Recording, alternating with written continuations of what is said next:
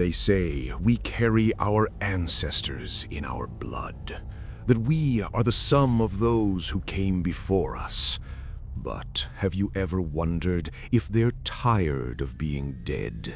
If they're looking through your eyes, waiting for a chance to take back the life they lost? Be careful when you look into the past, because sometimes the past looks back and it decides your body is exactly the right size for a second chance. Don't look too closely at your reflection tonight. You might just see someone else looking out.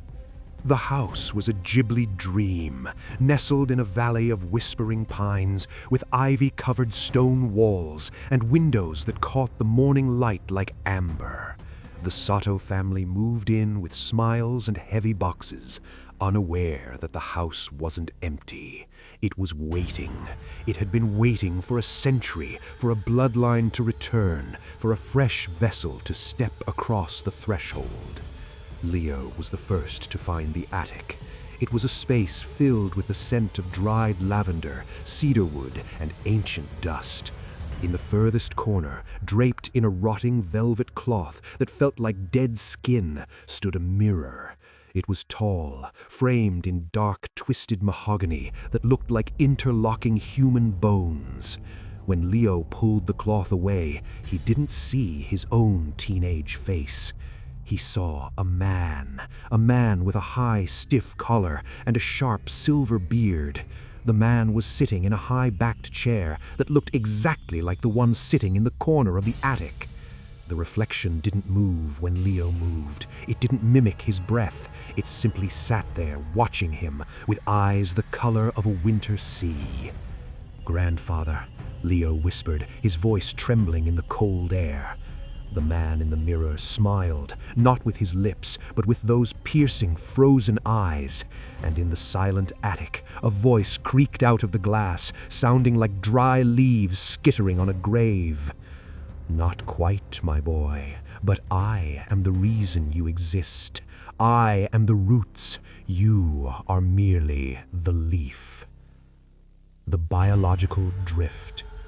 The conversations became a nightly ritual. Leo found himself drawn to the attic, skipping meals and avoiding his friends. The man in the mirror told stories of 19th century wars, of forgotten winters, and of a secret buried beneath the floorboards of the house. It felt like a gift, but then the drift began.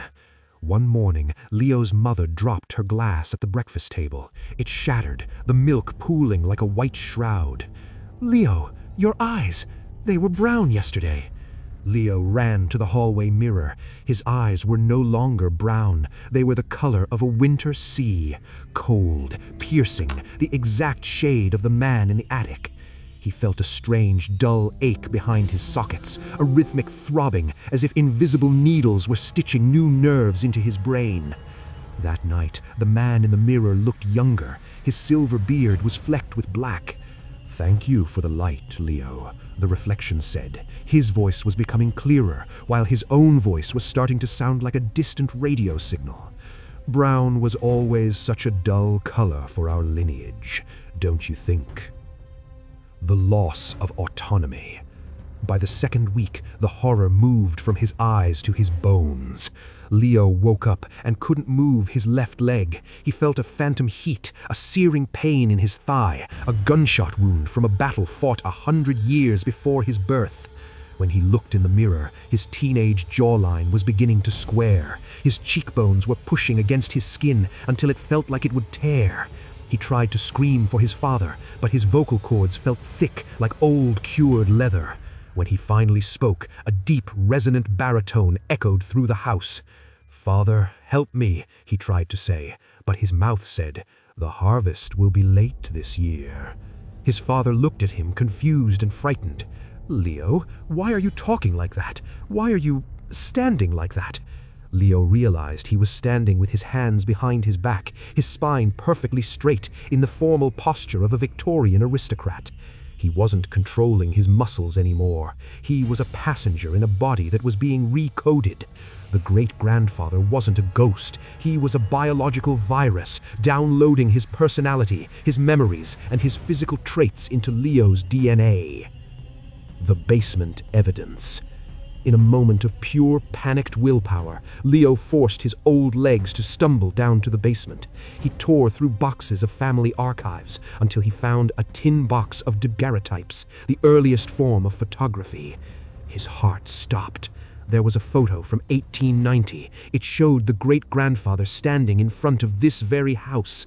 The man was wearing a suit, but on his wrist was a small, unmistakable detail, a digital watch with a cracked screen. He looked at his own wrist. The watch was his. The realization hit him like a physical blow. This wasn't the first time. The great-grandfather didn't just take over descendants. He cycled through them. He used them until they were old, then moved back into the mirror to wait for a new grandson. The great-grandfather was an eternal parasite, using his own bloodline as a fleet of spare bodies. The transformation. Leo tried to grab a heavy iron tool to smash the mirror, but his right hand suddenly locked. It refused to close around the handle. He watched horrified as his own fingers began to move independently, stroking his face. "Stop it!" Leo screamed inside his head. "Why, Leo?" The voice of the ancestor boomed in his mind, drowning out his own thoughts. "You were so lonely, so small. Now you will be part of something that never dies. You should be honored to be the foundation of my return." Leo dragged his failing body back to the attic. He had no choice. His legs were walking him there. He collapsed before the mirror. The man inside was now a young man in his prime, radiant and powerful. Leo, on the outside, looked like a walking corpse. His skin was sallow and wrinkled. His hair was thinning and turning brittle white. He was 80 years older than he was an hour ago. The mirror was a siphon, and the reservoir was almost empty. The final overwrite. He watched his mother enter the attic. She looked at the man in the mirror, who now looked exactly like a healthy, vibrant Leo, and then she looked at the shriveled, dying thing on the floor. "Leo," she whispered, looking at the reflection. The new Leo in the mirror smiled. He reached out and touched the glass, and with a sound like a rushing wind, the two figures swapped places. The new Leo stepped out of the frame and onto the attic floor. He breathed in the dusty air with a deep, satisfied lungful. He looked at his mother and smiled with a warmth that was perfectly faked. "I'm here, Mom. I just had a bad dream." The real Leo, the boy, was now behind the glass. He pounded on the surface, but his hands were weak and translucent. He looked down and saw he was wearing the high-collared suit from 1890. He was the new ancestor. He was the data stored in the cloud, waiting for the next generation to be born. He watched his mother lead the imposter out of the attic. He watched them go down to dinner. He watched his own life continue without him. The final warning.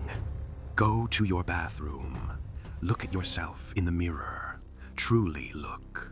Are those your eyes, or are they a gift from someone who isn't finished with this world?